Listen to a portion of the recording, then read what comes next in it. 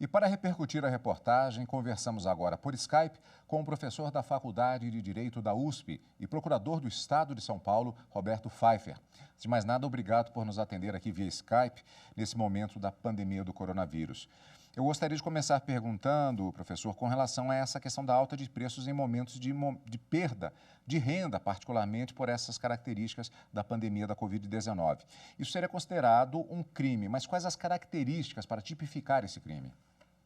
Bem, em primeiro lugar, boa tarde, é um enorme prazer estar com vocês.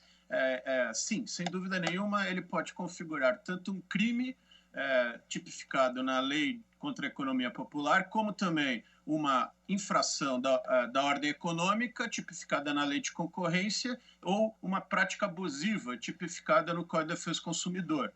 Então, enseja tanto uma persecução penal como administrativa, pelo CAD ou pelos PROCONs.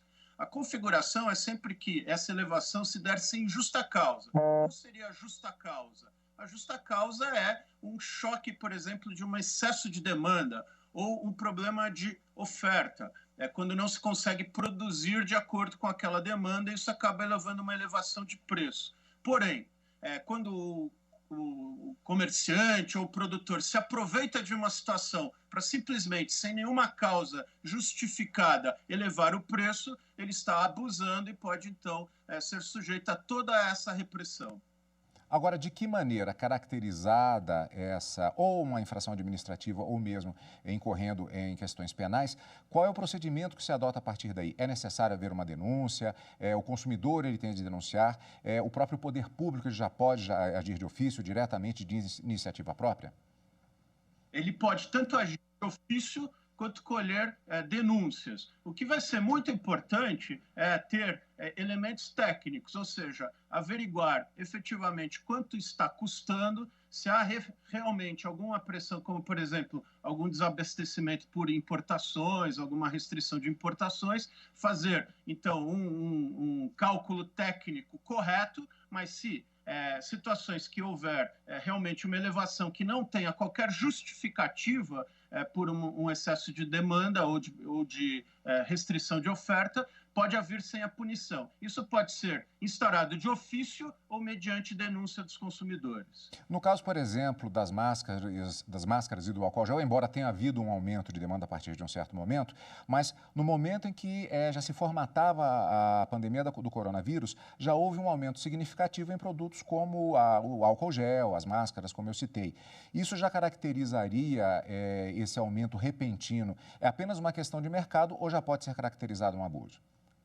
Eu vou dividir em três situações, para ficar bem claro isso. Então, vamos supor que se demonstre que o aumento decorreu realmente de problemas com importação, havia uma super demanda de importações e, por isso, houve aumento ou da máscara ou do álcool gel, inclusive por componentes importados. Aí, nesse caso, comprovado que o aumento foi exclusivamente por isso, não haveria nem crime, nem infração contra o consumidor ou concorrência. Porém, há duas situações que podem sim configurar. Por exemplo, como em algumas cidades, houve comerciantes que retiveram a mercadoria, esperaram elevar e começaram só a negociar por preços 400, 500 vezes 500% maior do que anteriormente praticados. Isso já configura, assim, tanto o crime quanto a infração contra o consumidor. Ou vamos supor que houver algum tipo de cartel por trás disso para elevar o preço.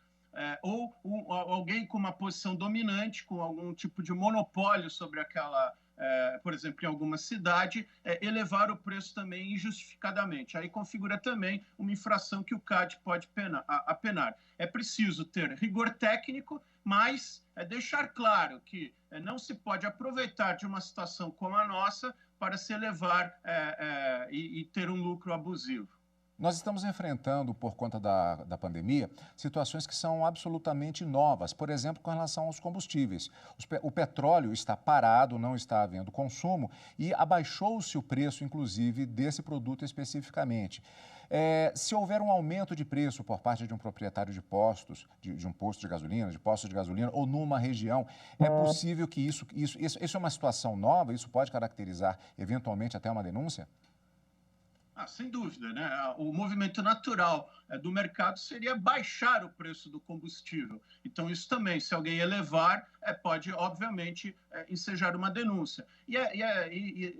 Para finalizar, né, para dar uma sugestão, nesses casos, acho que duas atitudes são de extrema importância. Então, por um lado, uma sinalização clara dos órgãos públicos, seja de consumidor, seja da concorrência, de que serão punidos abusos. Isso está sendo feito no mundo inteiro, inclusive no Brasil. E de outro, tentativas de estimular a uma maior produção. Por exemplo, estimular que indústrias que fabricavam etanol, por exemplo, e há uma baixa procura de combustível, migrem também para o álcool gel, que fábricas têxteis façam máscaras.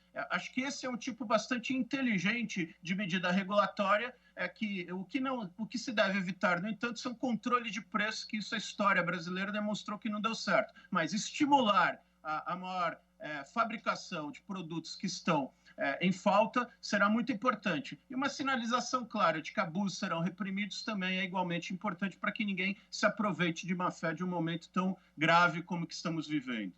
Professor Roberto Pfaffer, muito obrigado pela sua participação aqui. Continuaremos acompanhando essas questões. Mais uma vez, obrigado. Boa tarde. Eu que agradeço e para o serviço da TV Justiça. Agradecemos, professor.